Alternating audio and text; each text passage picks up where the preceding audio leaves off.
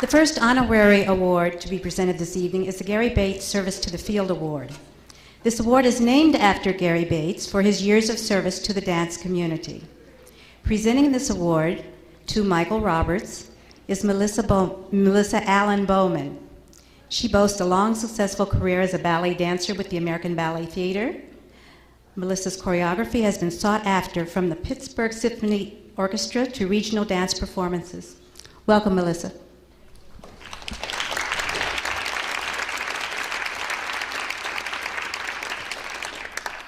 The Gary Bates Service to the Field Award honors one who, through their efforts, enabled the performance and continuance of dance. And I feel that Michael is especially deserving of this award because he is one of the treasures in my life as well as the dance world.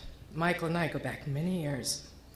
It was at Stanley Holden's Dance Center that I first heard Michael's incredible music. It was a major part and influence during my training and now my teaching.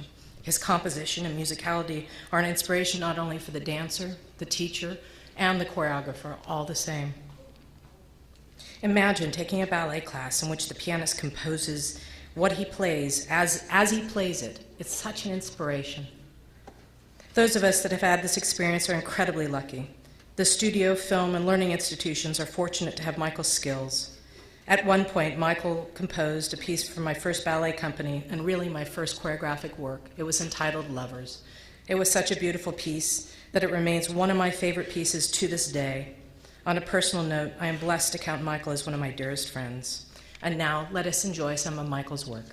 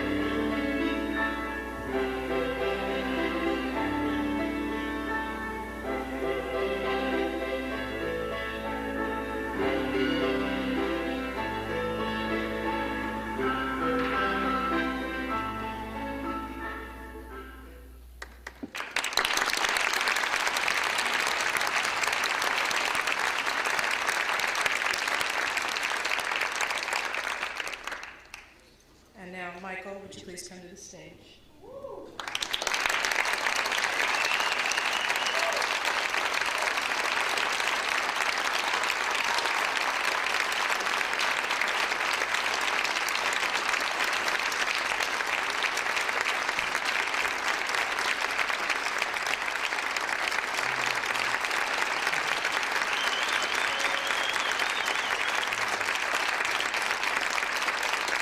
Great pleasure and pride to present you with this special Lester Horton Dance Award. Wow. Okay. I have a few words I'd like to say. As we say in the UK, I'm dead chuffed. It seems like only yesterday that I stepped off of a TWA flight with $500 in my pocket and a dream.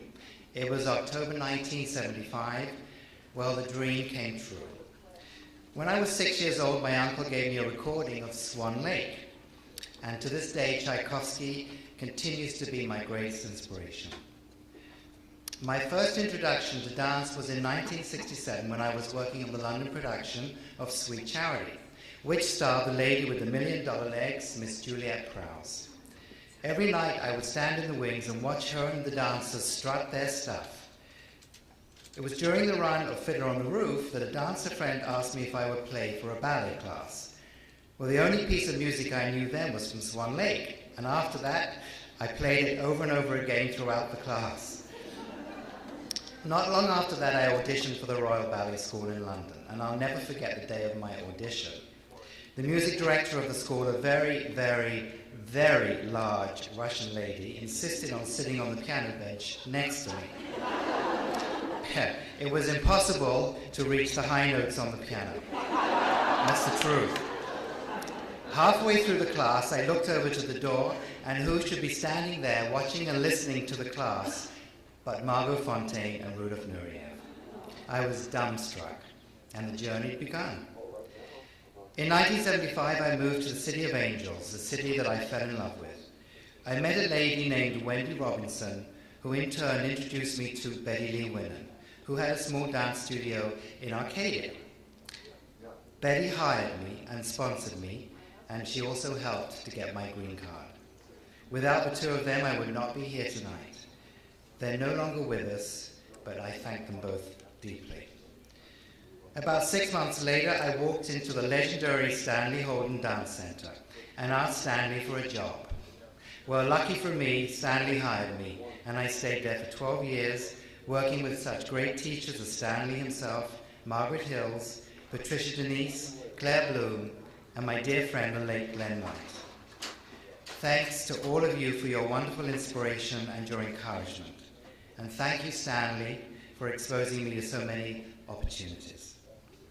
In 1978, a long-haired hippie-type dancer came up to me, and he asked if I'd ever thought of making a dance class recording. I said, what a great idea. And 6 months later, we formed Treble Clef Productions, and we cut our first recording, Original Music for the Ballet Class, Volume 1. And in fact, Melissa's father did the original design. It was an immediate success, and we managed to record a series of 5 recordings over the next 10 years. Thanks, Robert, for your wisdom and your insight. Juliet Prowse has now come back into my life as a regular dancer at Stanley's, and one day she offered to endorse all of my recordings. Thank you, Juliet, and you are so missed. In 1985, I joined the dance school at Cal Arts, where I still am, and I'm music coordinator and faculty member. Cal Arts is a wonderful place to be creative and has helped me perfect my playing for modern dance. I'd like to take this opportunity to thank Melissa Allen for presenting this award to me. I have known Melissa since she was 12 years old. Also thanks to my 2 dancers, Marlena Maureen Dampier and Jeffrey Gerodius, my 2 musicians, Dan Savell and James Mark. You'll see them perform at the beginning of the second half. And lastly, my 2 choreographers, Charles Maple and Glenn Edgerton. I'd like to thank the Dance Resource Center for giving me this very special award and for recognizing the importance of music for dance. It means so much to me.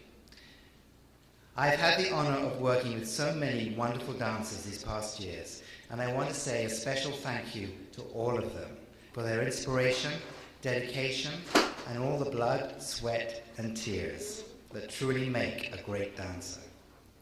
Many of you have traveled long distances to be here tonight, and I thank you so much.